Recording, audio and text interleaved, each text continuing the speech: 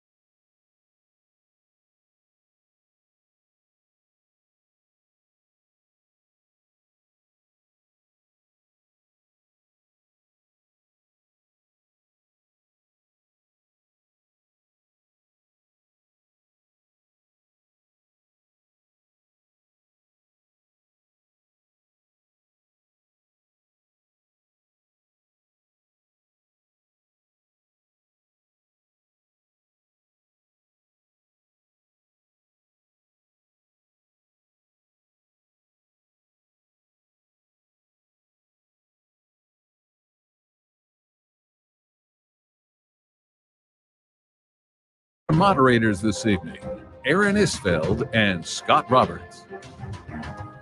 Good evening, everyone, and welcome to the 2023 Alberta Provincial Leaders Debate as we count down to Election Day on May 29th. I'm Aaron Isfeld with CTV News. And I'm Scott Roberts from Global News, and we'll be serving as your moderators tonight, broadcasting on television, radio, and streaming online. And we've invited the leaders with seats in the legislature to participate here tonight and make their pitch to you, the voters, for their vision for Alberta on some of the key issues. And here they are right now. From the United Conservative Party, Leader Danielle Smith, and from the Alberta New Democratic Party, Leader Rachel Notley. Welcome to you both. Also asking questions tonight are members of the Debate Consortium. Lisa Johnson from Post Media, Courtney Theriault from City News, and Judy Aldis from CBC Alberta. Now, we have three main topics to cover tonight: affordability, healthcare, and the economy, which, according to our polling, are the top issues for Albertans. We also have a fourth wildcard round. In addition, both CTV and Global News have been solicited questions from you, the voters. We've gotten hundreds of submissions and pared them down to two. Aaron and I will put those questions to the leaders. And there are some rules tonight, and here they are. Both parties have agreed to all of these rules for tonight's debate. Each leader will have 1 minute to make their opening remarks. Over the course of the hour, 10 questions are expected. Each will be directed at a specific leader who then has 45 seconds to respond. The other leader will have time for a rebuttal followed by free debate. And there will be an all-important countdown clock that the leaders can see here in studio with 30 seconds left in their answer so they know when it is time to wrap up. And as we near the end of the debate, each leader will have time to make their closing remarks to Albertans. Well, the speaking order tonight was determined by a random draw, and a reminder to Ms. Smith and Ms. Notley not to talk over one another. We want to ensure that the discussion can be heard clearly for our audience at home, and we're not going to hesitate to step in to ensure that that is the case. All right, it is time to get started. First up tonight, Danielle Smith from the UCP with her opening remarks. Ms. Smith, you have 1 minute. Good evening. Elections are about making important choices for you and your family. This election, Albertans have a choice between a UCP government that has lowered taxes, balanced the budget, and returned Alberta to its place as the economic powerhouse of Canada. Or we can choose to go backward with the same failed NDP policies that hiked taxes, drove out jobs and investment, and almost bankrupted our province. We can't afford to go back. We need to go forward. If elected, the UCP will continue to make life more affordable by cutting your personal income taxes and extending the fuel tax holiday. We'll crack down on criminals with more officers on the ground and ankle bracelet monitoring of violent offenders out on bail. And we will continue to invest in healthcare and mental health addiction treatment while ensuring no Albertan ever has to pay out of pocket to see a family doctor. Alberta's opportunities are endless, and I know our best days are still ahead. Thank you, and I look forward to the debate. Ms. Smith, thank you so much. The floor is now yours, Ms. Notley, for your opening remarks. To begin, I want to thank our firefighters and say that my thoughts are with those Albertans who are out of their homes right now. Tonight, I want to talk about a better future for Alberta, where we fix healthcare, lower household costs, and create jobs. This election is about trust, and it's about leadership. You know you can't trust Danielle Smith, so my offer to you is this. I will work every day to be the premier you deserve, creating jobs and diversifying for the future. I won't raise your taxes. I will cap your bills. I won't fund a war room. I will fund an emergency room.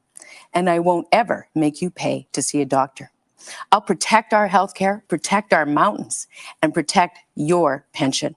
And having learned today that Danielle Smith broke the law, I will also protect our law, and I will never break it. When I say something, I mean it. And that's the difference between Danielle and me. Ms. Notley, thank you for your opening remarks. Well, affordability, rising interest rates, and inflation have been top of mind. Big issue for a lot of Alberta families struggling to make ends meet. The first series of questions tonight are based on that issue. And question number 1 goes to Lisa Johnson from Post Media. Thank you. This first question is for UCP leader Danielle Smith. We've been dealing with an affordability crisis for over a year. We have seen temporary measures put in place, including rebates and affordability payments, which are only applied to some Albertans. What will you do to support all Albertans with the rising cost of living as inflation continues to have a real impact? One of the first things that we knew we needed to do was address the inflation crisis created, let's be fair, by the Liberal NDP coalition in Ottawa, spending too much money, driving up the cost of everything. And there's only so much we can do here. So we gave $600 affordability payments. We gave a rebate on fuel taxes to offset the federal carbon tax. And we also made sure that we were going to put on electricity rebates so that people paid less on their power bills. What we have to do going forward is more than that. We know we're going to continue to see an increase in the federal carbon tax. That's why we're going to offer an 8% personal income tax rate. It brings us pretty much in alignment with Alberta or with Ontario and British Columbia. It'll give $1,500 per family, and we'll also extend that fuel tax rebate until the end of the year. Okay, Ms. Smith, thank you. The same question to you, Ms. Notley. Well, thank you. You know, under the UCP, the fact is that most Albertans' utility bills look more like a mortgage payment. And your insurance costs for your car, well, that looks more like what you save up for your whole summer vacation. Now, those costs were under control when we were in government because we had put caps in place to protect Alberta families. Unfortunately, the UCP chose to remove them, and now costs are spiraling. So we're going to help. We're going to put a cap back on car insurance, not a pretend one like Danielle Smith did a couple months ago, but a real one. And we're going to help families reduce their utilities. And most importantly, we will never, ever, ever make them pay to see a family doctor.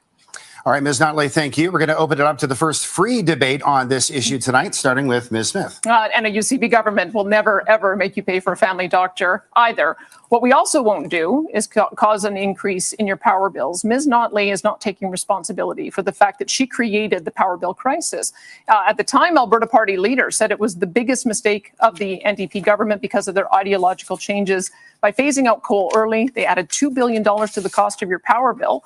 And as a result, we're seeing the consequences of that today. And she's not stopped. She's going she wants to achieve the 2035 net zero target put forward by Justin Trudeau.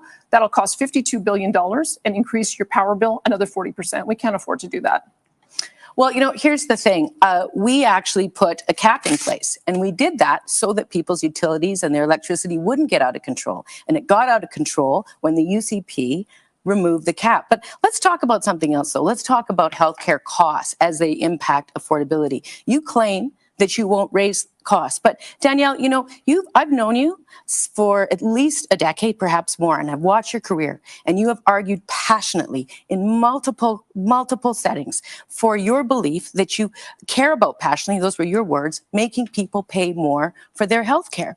So my question to you is, why are you not running on the thing that you believe? Why are you not being honest with Albertans? Why aren't you making the argument that you think having them pay more is what you want? Because you've said it in video, in papers, in speaking tours, in the legislature for over a decade. Ms. Smith, we're going to let you jump in here. I know Ms. Notley likes to show grainy videos of things I said while I was on radio. And the reason she does that is she doesn't want to run on her record. And the reason she doesn't want to run on her record is it was an absolute disaster. She racked up $70 billion in debt, more debt than any premier, actually all premiers combined in Alberta's provincial history. She talked about deception. Did you remember her running on a carbon tax in the last election? I sure didn't. And that increased the cost of everything. We eliminated it, but Justin Trudeau wouldn't let us keep it off. And now Ms. Notley has not stood up to her boss, Jagmeet Singh, in Ottawa, and worked with us to say, don't increase that carbon tax any further. And in fact, certainly don't increase it 300%.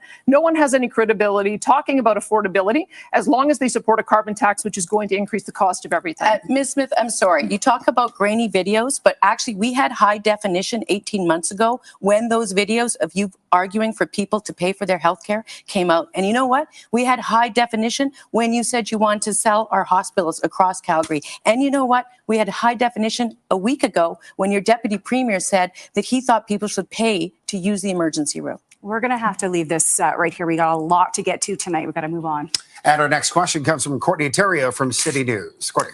Thank you. This question is for NDP leader Rachel Notley. Now, no matter the provider or contract situation, utility costs remain high here in Alberta. Now, I know you both touched on previous policies, but my question is, what can government do to bring down the actual cost of utilities going forward? Well, that's a very good question. And what we absolutely have to do is find a way to reduce those costs. A lot of Albertans aren't aware that in the pre-election period, the UCP put a cap on what folks are paying for their electricity just for the last 4 months. What they don't know is that, in fact, come June, they're going to have to pay that back. And that's going to cost about half of Alberta families about $200 million. So the first thing that we will do is we will actually have those families' backs, and we won't force them to pay back the cost of Danielle Smith's pre-election attempt at distracting people from what UCP policy has done to their utilities. But then going forward, we have to find a way to keep those costs lower. All right, Ms. Notley, that's your 45 seconds. A rebuttal to you, Ms. Smith, 45 seconds. Well, the first thing is that we have to build a power grid based on it being reliable and affordable as opposed to based on ideology. We have a federal government that is propped up by the NDP that has put war on natural gas. Our power grid here is almost 90% natural gas. And yet we have a federal government that wants us to be able to be completely abated on natural gas by 2035. That is the commitment that Ms. Notley has signed on to. She wants to achieve that. That's going to cost $52 billion and increase our power bills 40%. The other thing that's going to happen is they also want us to phase off completely in their new green building strategy, phase completely off natural gas, which one of the presidents of our large companies has said would cost another $75 billion. That is not the way to get affordable energy for Albertans. Okay. Ms. Notley, you now have the floor for your rebuttal. Well, thank you very much. Well, let me just say, first of all, that the numbers that Ms. Smith are throwing around are numbers that have been fully discredited. And they've actually been discredited by the people that the UCP hired to come up with the numbers. Almost the day after they came up with those numbers, the firm came out and said, nope, those weren't right. And in fact, the other report that they were relying on was also deeply flawed. What we know is that there is roughly $16 trillion of international investment floating around out there looking to invest in renewable energy. And if we are going to be forward looking, if we are going to create jobs, if we are going to position our economy for the future, we need to go out there and get that investment. We can't look backwards. We have to plan forwards. That's who Albertans are. Now, when we did the phase out of coal, and we increased renewable energy in Alberta so successfully, personally, when we were in government, we controlled utility costs for the sole purpose of making sure consumers didn't pay the cost. And that's exactly what we would do again. All right, Ms. Smith, shaking your head during much of that. You have the floor. Well, I know Ms. Notley says she believes in science and she believes in experts, but somehow the experts at the Alberta electric system operator she wants to discredit. But you notice that she didn't disavow the 2035 target for net zero, even though the Saskatchewan NDP did. Saskatchewan NDP voted with Premier Scott Moe saying it is unachievable. If we want to have a realistic plan, a practical plan, we have to fight back against Ottawa. This candidate will not. We have to fight back against Ottawa and make sure that we put a target that's reasonable, realistic, and achievable, and that's carbon neutrality by 2050. That's the policy of our party, and that is the way that we're going to make sure that we maintain reliability, affordability, and that we actually achieve our targets. We'll get you back in here, Ms. Notley. Well, you know, Ms. Smith, I know you're keen on fighting. You want to fight with Ottawa. You want to fight with the media. You want to fight, frankly, with your former self. It's actually quite exhausting. Here's what I need Albertans to know. I will always stand up for Alberta. I will always stand up for the interests of Albertans. I did that when I was Premier. I made sure we got a pipeline to Tidewater, the first one in 50 years. I did that standing up against the BC government. I did it standing up with a federal government, and that's my record, and that will also be my blueprint. So, Ms. Smith, you know, I just have to say I disagree with so much of what you had to say there. One last word to Smith on this topic. Well, Ms. Notley didn't stand up when Justin Trudeau cancelled Northern Gateway. She didn't stand up when Energy East pulled the plug. She didn't stand up when they brought in a tanker ban off the West Coast for our product, and she didn't stand up when the No More Pipelines bill was passed. Well, she will not stand up. In fact, you know that's not true. You commented on the fact that I made submissions to the Senate. You know that that's what I did on both of those issues. It was too late. And I must tell you, where do you think Justin Trudeau got the idea for just transition and for an emissions cap and for a carbon tax? He got it from Ms. Notley when she was Premier. And she's going to continue to implement these same kind of policies, and she's going to walk in lockstep with Justin Trudeau on making sure that they get implemented, and that's only going to harm our economy. All right, that is all the time we have for this topic, in fact, for this portion of the debates. And when we come back, we will be talking more about healthcare and the economy. Please stay with us.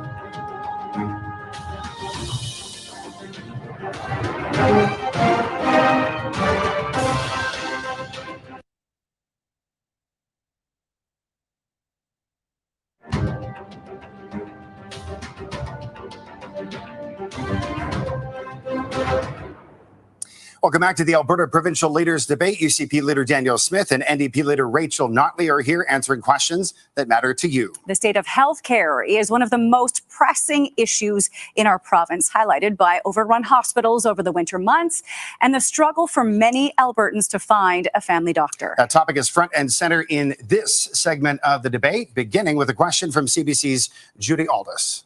Thank you and good evening. Fixing healthcare isn't just about spending more money, it's about designing a more responsive and effective system. So beyond dollars spent, what are your creative and transformative approaches to restoring confidence in the system for Albertans? And Ms. Smith, we'll let you have the first crack at that question. When I first got elected, I was being told that the AHS system was on the brink of collapse. You had unions saying that we needed to go back to mandates and start masking kids in school. And I said, absolutely not. We are not going back to that. If the problem is AHS, then let's fix AHS. So we talked to doctors and nurses and paramedics on the front line. We listened to them and we implemented their ideas. And guess what? It's working. Hospital wait times are down. EMS response times are down. We've effectively ended red alerts for EMS in both of our major cities. Ambulances in rural are staying in rural, and we're reducing surgical wait times. We're going to be able to keep this going. And if we continue at this rate, we will have completely eliminated our surgical backlog by this time next year and be the first province in the country to do so. And your rebuttal now, Ms. Notley. Well, I will say Albertans have had enough of driving hundreds of kilometers to get the emergency care, obstetric care, cardiac care, any kind of care that they need. They're tired of looking for doctors. They're tired of 15-hour waits in the emergencies rooms. And they're particularly tired of having the UCP tell them, oh, the problem's fixed. There is no problem. There is a problem. We've put forward a reasonable, practical solution. The answer is to get more Albertans access to a family doctor. By doing that, with our costed plan, we can take the pressure off of our emergency rooms, off of our surgical wait times, off of our ambulances, and we can also make sure that nobody ever, ever, ever has to pay to see a family doctor.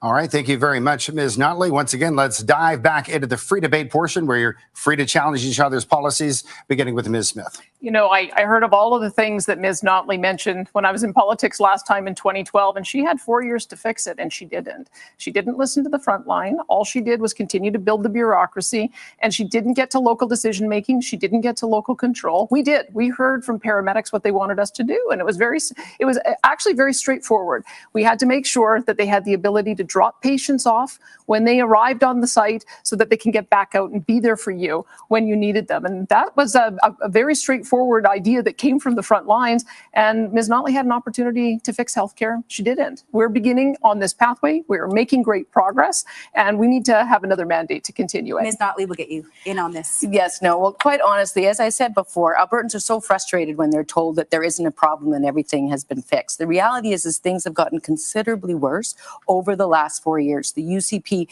cut funding dramatically. They ripped up the deal with the doctors. They told nurses that they needed to be laid off. They threatened to lay off 10,000 frontline healthcare workers, and then COVID hit. So, and the result, unfortunately, is we've got whole cities without access to family doctors. We've got just last week we had 15-hour waits in emergency rooms all across Calgary, and we recently, just this year, half as many doctors are accepting new patients. So there is a problem. It's very real. And selling our hospitals and forcing people to pay for private care is not the solution. Ms. Smith, you want back in? Yeah, go ahead. Look, we signed a deal with the Alberta Medical Association. Our health minister negotiated that we were going to have 25% of our doctors on an alternative payment system within the next 5 years. And that allows for team practice. It allows for nurse practitioners and LPNs, psychologists and other health practitioners to work together in a team practice so that more access will be given on primary care. We put $2 billion towards this, and we're making great progress. We have more health professionals today than we did when Ms. Notley left office, 8,500 more, in fact, including 700 more doctors. And in April, our plan to recognize credentials is working. We had 1,400 nurses who are now licensed and able to practice in Alberta, more than any time in the previous 3 years. The system is working. We've got much more work to do. We know that, but we've got to continue on the work that we have, because I've got the courage I've got the courage to talk to the front line, and I've got the courage to be able to implement some of the suggestions that they make. Ms. Notley has demonstrated. All right, we're just going to leave it at that question because we have another one on health right now. You bet. Our next question is from Lisa Johnson from Post Media. There is already a lot of private delivery in our public healthcare system, which has existed under the NDP and UCP governments. What criteria would you apply to determine when expanded private delivery is appropriate? And we'll go to Ms. Notley first, please. Well, honestly, I mean, at this point, what we would always look at is to get the best care for the greatest number of people in the most efficient and cost-effective way. Now, as you may know, there was a study that came out just today, on the success of the Alberta government's surgical care initiative. And what they concluded was that the number of surgeries went down and the cost went up. Now, that's not entirely surprising because most often when you engage in experimentation with privatization, that's what happens. It's the same thing that's going on with the lab situation in Calgary right now. With the UCP's intention to increase private lab services, we now see Calgarians waiting up to a month to get a simple blood test. It doesn't work. We need to focus on public healthcare. All right, Ms. Notley, that is your 45 seconds. Ms. Smith, over to you. We need to have publicly funded healthcare for both doctors and doctor-run surgical centers. We have 300,000 surgeries being done per year. 60,000 of them are in doctor-run surgical centers that Ms. Notley apparently wants to shut down. She hasn't answered the question about how we would be able to replace those surgeries. And I can tell you what is actually happening because a lot has changed since November when we started making these changes in healthcare. What has happened, in fact, is that we identified that there were 39,000 people waiting longer than medically recommended. We've been cutting that list down by 3,000 surgeries per month. We're now down to 30,000 people waiting. And as I said, if we continue at this pace, those waits will be completely over by this time next year. And I think that's something to celebrate and continue. Okay, let's open up the floor now to some free debate. Let's start with you, Ms. Notley. Well, thank you. I mean, again, I think that we need to understand that there is a very, very serious problem, and we are not a year away from fixing all these problems. Ms. Smith, unfortunately, is playing a bit with the statistics. Last November, we had a COVID wave and a flu wave, and she's now comparing statistics to that period of time. It's a seasonal change that she's trying to convince is turning into a long-term trend, but it's not real. What is real is that this year, or this spring, BC, Saskatchewan, and Manitoba filled all of their residency spots for family doctors. Alberta, for the first time, had 45 vacancies. And then they offered them up again, and there were still vacancies. And we don't have family doctors coming to work here in Alberta. And the reason is because Ms. Smith is doing things like referring to them as tyrants and suggesting that people who follow public health orders are Nazi sympathizers. Ms. And these Smith, things feel free to jump in as undermine well. the ability to attract frontline healthcare professionals. They don't feel respected, and they don't feel that this government is at all focused on science and having their back. Go ahead. Yeah. Our doctors, nurses, paramedics, and other health professionals are the heroes of our healthcare system. Everybody knows that.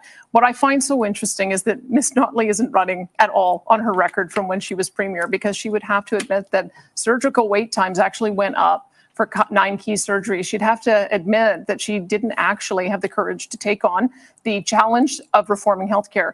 We're already making progress. Of course, there's much more to do, but I am confident that with a new mandate, we'll be able to continue making this progress. The next step, of course, is building out our primary care system, building out continuing care, and adding more home care so that people can age in place, and making sure that we've got that team practice so that anybody has access to healthcare when they need it. Ms. Notley, care to respond? Yes, well, I mean, I think the fundamental problem here is that Albertans are deeply concerned at the notion of a Danielle Smith-led government reforming healthcare in any way, shape, or form. She claims she's guaranteed that nobody will ever pay for a doctor. But, you know, Ms. Smith, I was with you in the legislature in 2014. You stood up and you guaranteed you would never cross the floor. 3 weeks later, you crossed the floor.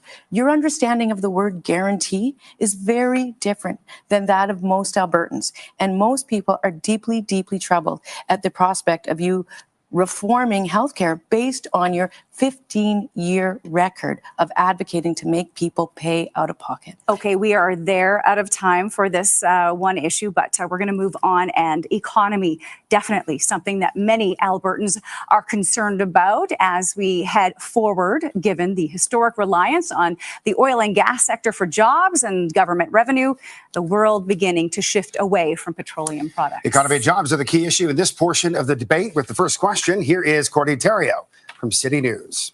Now, both of you have made many promises in this election, committing to billions in new spending. With the price of oil sitting below budget projections at various times this year, and given that volatility, how will you pay for these commitments and stay on budget without steep cuts? That first question going to Ms. Smith. Well, I must say, I know Aaron in the intro talked about shifting away from petroleum products, and I would say that that is the Notley view of the world. That is certainly not my government's view of the world. We believe that we are going to reduce emissions, not that we are going to reduce oil and natural gas. We know that with all of the exciting things that are happening with carbon capture, utilization and storage and all the green technology, we can continue to have a robust, vibrant oil and natural gas sector for years to come. What we want to do is make sure that we're finding more opportunities for our products, having bitumen be used more for asphalt so it reduces the amount of emissions, having LNG export, which creates a brand new stream of income for us. We know that as long as we keep our energy industry strong, we're going to keep Alberta's economy strong. Ms. Notley won't do that. I will. Okay, we'll leave it there. Ms. Notley, your rebuttal. Well, there was actually some elements of what Ms. Smith said that I actually agree with. I want to create jobs producing energy. I want to create jobs upgrading our energy. And I want to create jobs reducing emissions. And reducing emissions is absolutely the focus. It's not about reducing or production. It is about emissions. The difference is that Ms. Smith and her caucus have spent much of their career pitting emissions reduction efforts against economic growth. And when we do that, we fail on both. What we want to do is understand the economic opportunity that comes from investing in emissions reductions, attracting investment from other parts of the world, and growing jobs while ensuring greater markets for our oil and gas. All right, thank you, Ms. Notley. Let's go back to our free debate format right now on this economic question. Ms. Smith, to you. Ms. Notley has so many anti-oil and gas candidates, I have lost count, including one who compared it to slavery. And I know he hasn't apologized yet, nor have you, or condemned his comments. What I would say is that when you take a position of increasing business taxes, you're creating a lot of uncertainty in our sector. We took the 12% tax that Ms. Notley had imposed, brought it down to 8%, and look what happened. Year over year, we ended up diversifying our economy, attracting more investment, creating more jobs. More people are coming into this province than ever before. And what a bonus. We now have more corporate income revenue than we have in our history, $6.4 billion. When you reduce taxes, you end up attracting jobs and investment and people. When you increase taxes, you chase it away. She wants to increase taxes again. We can't let her do that. Ms. Notley. Well, 2 points there. First of all, I find it deeply ironic that Ms. Smith is talking about uncertainty and its impact on attracting investment. This is a person who, well, started by bringing in the Sovereignty Act, an act that her former finance minister very clearly said was going to chase away investment because it undermined the rule of law. That, of course, was before she was found today to have broken the law in an effort to support the private interests of someone accused of wanting to promote violence against the police. All of that chases away investment because it is such a profound compromise to the rule of law. But also, let me talk for just a moment about the issue of corporate taxes. Here's what we're going to do. We are going to take the lowest corporate taxes in the country and move them to be the lowest corporate taxes in the country, lower than Scott Moe's, lower than Doug Ford's. And at the same time, we will have the income necessary to rebuild our education, rebuild our post-secondary, and invest appropriately in a stable system of healthcare. And all of that creates and attracts investment. Back to Ms. Smith. Ms. Notley, it's you and the CBC who need to apologize for Albertans. You flat out lied for several months saying that I and my office had contact Crown prosecutors. She said that is absolutely not true. And she also confirmed that I did not direct or interfere in any COVID-related cases. I would say that we have increased the amount of investment that has happened in our province. We have a $760 million renewable diesel project announced by Imperial. We have $600 million that came in from McCain's. Our Pathways Oil Sands Group is investing. We have an increase in the amount of drilling rigs. That is not a sign that people have lost confidence in our economy. You know what it is a sign of? That when you stand up to Ottawa and you tell the industry that you're going to stand up for them, they actually increase their amount of confidence and they increase their investment. Except that we have fewer corporate headquarters in Calgary, in Alberta now than we did before in 2019, before you announced your incredibly spendthrift corporate handout. All right, that's going to do it for this question. We have another economic question coming right now. And that's coming from Judy Aldis of CBC. Thank you. You've both mentioned the desire to reduce emissions. Both of your parties have signaled the desire, in fact, to move towards a net zero future. So, Ms. Notley, we'll start with you. Can you outline for us specific actions that you will take to make sure that that happens? Well, that's a very good question. So let me first point out, in contrast to what Ms. Smith had said previously, is that I was actually the first political leader in Alberta over a year ago to speak out on behalf of Albertans and point out that the draft emissions targets coming from the federal government were unrealistic. I do, however, believe that we need to come up with a Made in Alberta plan that includes practical, achievable emissions limits, and then we need to find and incent the investment. We have to compete with the U.S. and the Inflation Reduction Act to get that investment, but there's a lot out there, and we have some of that set out in our platform, but there's more to do. Okay, Ms. Smith, you're up next. Actually, what Ms. Notley has said is that she believes we need an emissions cap and that needs to be very close to what the federal government is proposing. The federal government is proposing a 42% emissions cap reduction by 2030, which we know is a de facto production cap. And if we have a production cap, it means that we're going to reduce the overall amount of revenues. She has also confirmed, and not denied it this evening, that she agrees with the federal proposal for a net zero power grid by 2035, which we know will cost $52 billion and increase your electricity bills by 40%. We have seen this newsreel before. It's why she doesn't want to talk about her record. When she came in, increased the corporate tax, brought through a surprise carbon tax, increased personal income taxes, 183,000 jobs were lost in the first couple of years. Well, let me just say, first of all, when we talk about my record in oil and gas, I think it's kind of hard to forget the big thing, which is the first pipeline to Tidewater in 50 years. That's my record. So that's the first thing.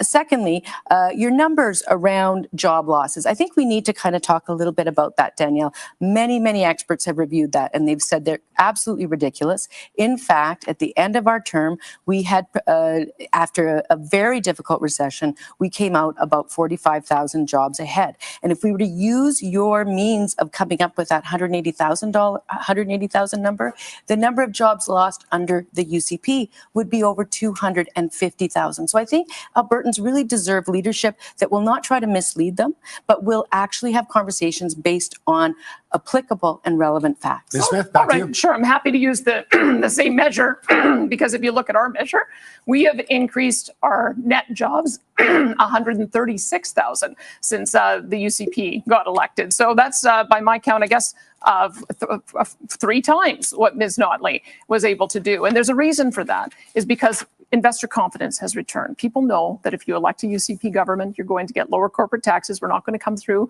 with surprise taxes. In fact, we're going to have a tax hike guarantee so that if there is ever a proposal for an increase in carbon tax or personal taxes or sales taxes, it has to be put to the people, because these kinds of policies end up chasing away investment, and it costs average taxpayers and it costs average citizens the most. Ms. Notley won't agree to that, and it's the reason for that is she wants to increase corporate taxes, which are going to, once again, chase out investment just like it did last time. Don't want to cut you off, but I want to get Ms. Notley in here. When the UCP announced their multi-billion-dollar corporate handout to corporations, here's what happened. We lost 50,000 jobs, we doubled the deficit, and the economy slowed down. 4 years later, we have fewer corporate headquarters than we started out with. So the fact of the matter is we have lower we will still, under our plan, have lower corporate taxes than Scott Moe, than Doug Ford. But what we'll also have is the money to invest in our education system, something that's been horrifically starved under the UCP, restore funding to our post-secondary, a critical partner in economic growth Ms. and Notley, we're diversification. going to have to end this portion of the debate. All right, up next, our viewer and wildcard questions. We're going to shift gears a little bit. You're watching the Alberta Provincial Leaders Debate. Back in just 2 minutes.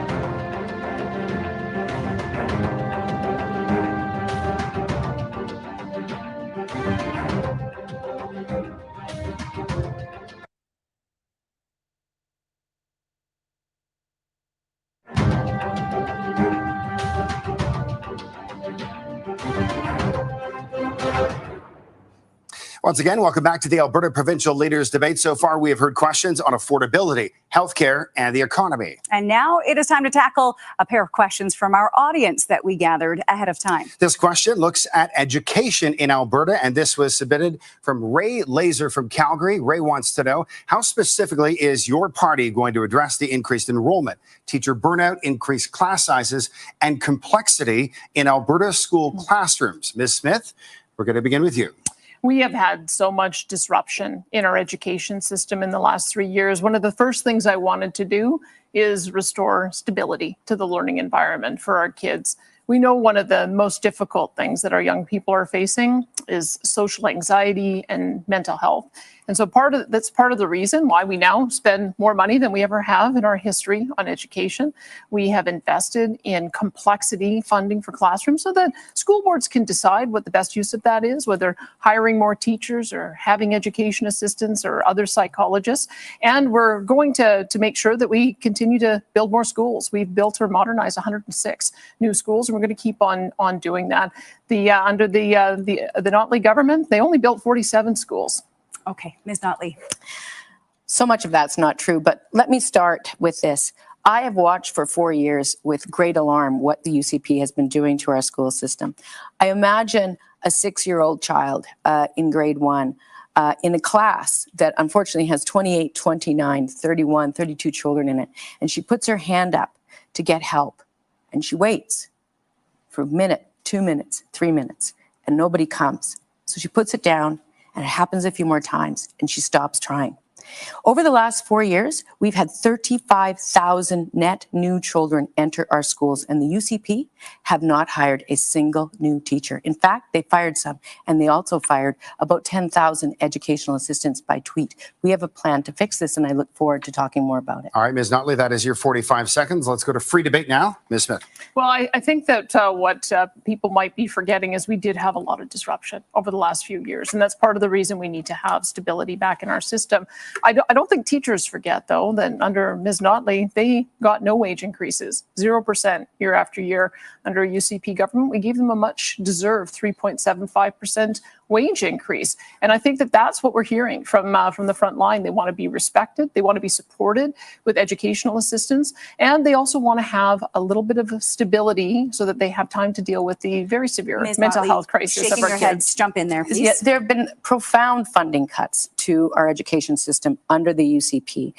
We now have the most crowded classrooms in the country. That was not the case when we left office, but it is the case now. They, as I said, fired 10,000 educational assistants by tweet on a weekend. They also, in order to cut their budget, they did it on the backs of vulnerable children with disabilities ages 3 to 6 by cutting hundreds of millions of dollars from PUF funding. What that meant is that kids all across our province are falling through the cracks. I've been to schools where teachers and EAs are crying about what they can't get a handle on. So the stress wasn't COVID. The stress is this government. We have a plan to hire 4,000 teachers to try to catch up over the next 4 years, 3,000 more EAs, and to restore PUF funding. All right, let's get Smith back in there. Well, I would say that Ms. Notley had the opportunity to address class size. And indeed, she put forward a proposal to do exactly that, a proposal that the Auditor General said was so badly implemented, they couldn't actually track whether it was successful or not, and didn't actually know where the funding went. We know that the very best people to make the decision about what ought to happen in the classroom are our locally elected school trustees. That's why we're giving more funding for mental health, more funding for complexity, more funding for transportation, making sure that every school district has the funding it needs to make its own decisions about what the best mix in the classroom is so that they can meet the local needs. All right, that is our time for that. Unfortunately, we have to get to our next viewer question, and here it is. And this question comes from Alex Hamilton from Edmonton. Alex says, please tell us one specific policy your opponent has put forward that you agree with and why. Ms. Notley. Well, that's a really good question. And I will say this, and I've said it before, it's actually two. I'm going to go with two. So, very early on in the UCP mandate, it was under the former Premier Jason Kenney, they introduced the Alberta Indigenous Opportunities Corporation as a means to expand Indigenous participation in our economy. We like it. We're going to expand it, and we're going to expand the number of opportunities that would qualify for that kind of support with Indigenous communities across the province. Another one was they expanded funding of the film and TV tax credit, and that was a good idea. It's brought more excitement into our industry. We will absolutely maintain that, and we look forward to it. All right, thanks very much, Ms. Notley and Ms. Smith. Once again, specific policies that you agree with for the NDP. I'm very proud of both of the initiatives that Ms. Notley mentioned. The Indigenous Opportunities Corporation has been so successful, I think, in addressing true economic reconciliation. And the film and TV tax credit brought The Last of Us here, which I think all of us feel pretty excited when we watch that on the big screen. What I think Ms. Notley and I would agree with is that we know that there are a number of doctors who are now wanting to specialize, and I completely understand. A lot of time goes into becoming a doctor, and so we're seeing fewer doctors go into family medicine. And so I think we would both agree that we need to move towards team practice, that we need to make sure that we've got team practices for family doctors to work with nurse practitioners, LPNs, and other health professionals to ensure everybody gets the health care they need without having to pay for it.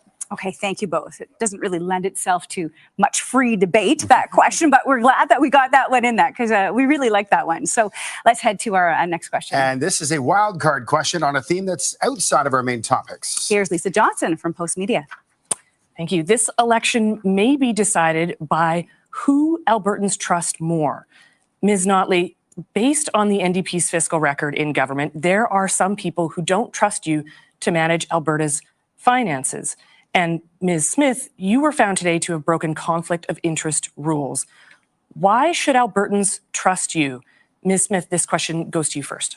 Well, first, what I would say is that when Ms. Notley campaigned last time around, she didn't tell anybody she was going to increase the carbon tax. She brought in a business tax, and she also ended up running up more debt than we've seen of any premier in our province's history. And the results speak for themselves. We saw 183,000 jobs lost in the first couple of years. We had a number of people moving out. We had 13 quarters of people leaving this province. In fact, the energy minister at the time said, well, if you can't find a job in Alberta, go work in BC for a while. That kind of defeatist attitude is not what Alberta is all about. Alberta is back on track. We have more people coming in here than ever before. Our Alberta is Calling campaign is working. We've got more diversification and business investment. We got to keep that going. All right. Thank you, Ms. Smith. Ms. Notley, the floor is yours. First of all, let me say, I guess there's two things. First of all, I was very pleased to roll out a pretty well thought out costing document for our platform. And that document ensures that over 3 years, we would maintain a cumulative surplus of $3.6 billion. That is in contrast to what the UCP hurriedly rushed out today, which would actually very possibly go into deficit in the third year and is considerably smaller surplus than what we're proposing. And so that calls into question many of the items that they're proposing to Albertans. The other thing I would say, I've been in office since 2008. I have never actually breached the conflict of interest legislation. Ms. Smith cannot say the same. Well, I guess you did have an MLA who hacked our healthcare system. I can tell you. Do you really want to talk about our candidates and our MLAs? Well, like seriously, I do not think you're going to win that one. That is not one you want to do. I have to tell you, when we're putting together our affordability payments, to have to ask whether it was going to be hack-proof from the NDP, that's not something that Ms. Notley should be very proud of. What I will also say is that when she came out with her costing document, it was almost immediately discredited because Todd Hirsch said he hadn't done the analysis on what kind of impact it would have on chasing away investment. Others did. Trevor Toome did. Jack Mintz did. There are several business reporters who did. The Alberta Chamber of Commerce did. And what they have said is that would create instability. And the instability would chase additional investment out. It would chase jobs out. And we would go back and have a rerun of what we did in the period of time that Ms. Notley doesn't want to talk about, which was when she was premier. All right, Ms. Notley obviously has thoughts on this. Back to you. I do, yes. I mean, obviously, the fact of the matter is that many of those people backpedaled on some of that. The credit union has actually said there's not a problem with the increase of the corporate income tax to being the lowest corporate income tax in the country. And indeed, it seems to work okay in Ontario, because heaven knows they're attracting far more venture capital and business than we are in Alberta under the UCP. But I do want to go back to this issue of the conflict of interest legislation. This is a fundamentally important issue. Ms. Smith, you were found to have broken the law in order to interfere with the system of justice to assist with somebody who had been charged with attempting to get people to commit violence against police officers. We're going to let you so get a word in talk here, about Ms. Smith. instability. That does not engender trust. That more than that, Ms. it Smith, please engenders go ahead. fear on the part of Albertans. Ms. Notley, the NDP, and the CBC lied for months, saying that I was calling Crown prosecutors and my staff were calling Crown prosecutors, and it wasn't true. And that is what the ethics commissioner found. Look, I'm a non-lawyer, and I know that I need to be able to talk to my justice minister. I'm looking forward to advice on how to be able to do that more constructively in the future. I think that's important for us to be able to get those kind of rules set out. But I will say, we continue to have this issue. I am running on my record. Ms. Notley is running away from hers. And there is a reason for that. The Global Petroleum Survey is one of the surveys that looks at what our business environment looks like. When she got elected in 2015, we were number 3 in the world. By 2018, we were number 43 in the world. This is the reason she doesn't want to talk about her record. Forgive us. We are running out of time. We're almost at the end of the debate, so we do have to move on. We do. We have one final wild card question, and here is CTV's Courtney Theriault. Well, thanks again. Both parties have insisted they would increase the number of police officers in major centers. But on the surface, that would only allow them to better respond to crimes as they're committed. So in terms of creating safer communities, beyond boots on the ground, what distinguishes your approach from your opponents? And we'll go to Ms. Notley first. Well, that's a really very good question. So, I was pleased to see that Ms. Smith made the announcement to restore the funding to police officers that the UCP cut at the beginning of their term by hiring the extra 150 officers. We matched that. And then we also went further and said we would also hire 150 more social workers, mental health therapists, those kinds of folks. We would to help with social disorder on our streets, because we know that's worrisome to people, very worrisome.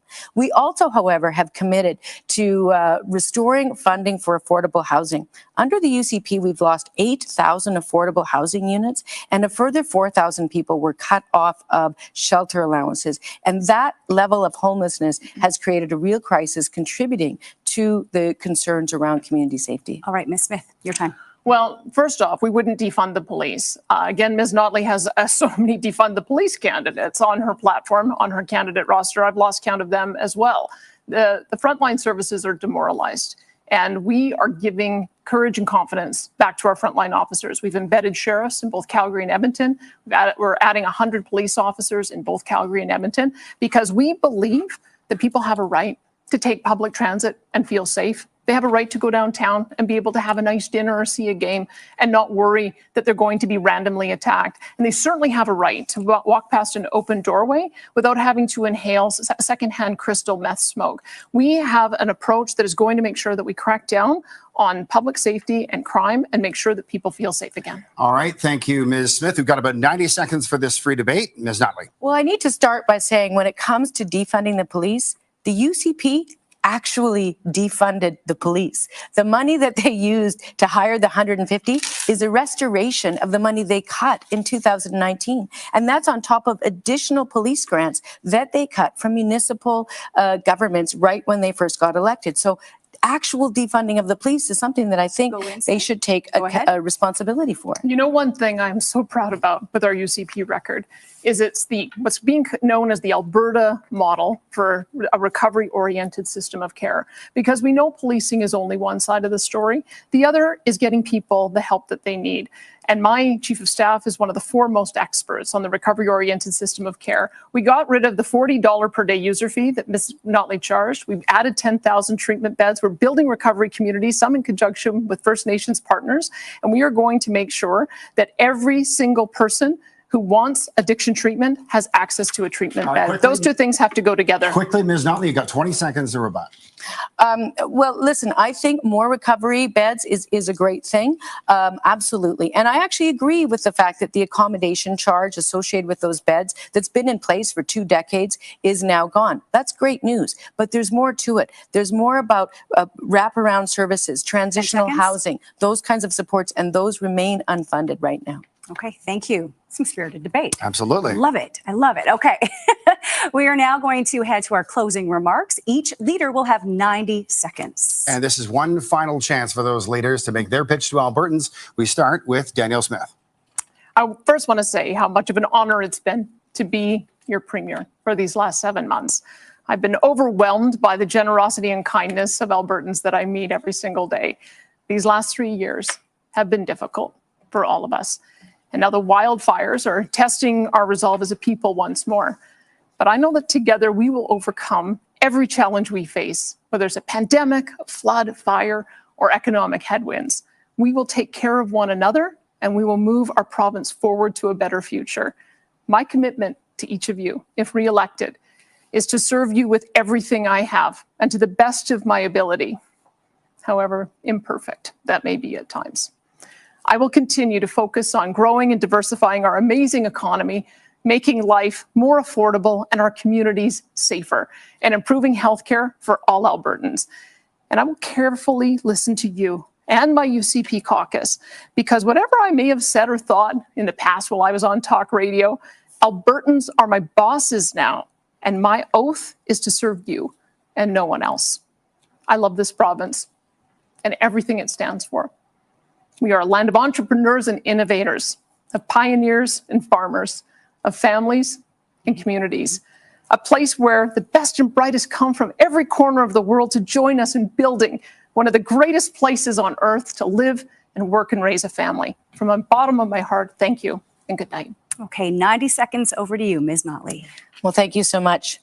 Tonight, ask yourself, who do you trust to build a better future? Who will focus on the things that actually matter to you? Now, Ms. Smith has spent her entire career campaigning for Albertans to pay out of pocket for basic health care.